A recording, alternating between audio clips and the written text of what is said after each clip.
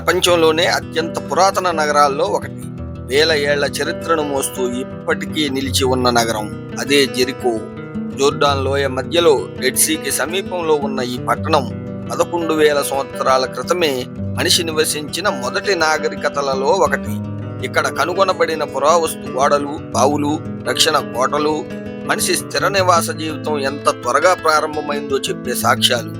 Bible కథల్లో ప్రసిద్ధి చెందిన వాల్స్ ఆఫ్ జెరికో అంటే ఎరికో గోడలు శంఖధ్వనితో కూలిపోయాయనేది ఒక ప్రాచీన పురాణం. కానీ నిజ జీవితంలో ఇవి ప్రపంచంలో నిర్మించిన మొదటి రక్షణ గోడలుగా చరిత్ర చెబుతుంది. ఇప్పుడు చిన్న పట్టణమైన ప్రపంచ నాగరికత ఆరంభాన్ని అధ్యయనం చేయాలంటే మొదట చూడాల్సిన పురాతన పేజీ అదే జెరికో.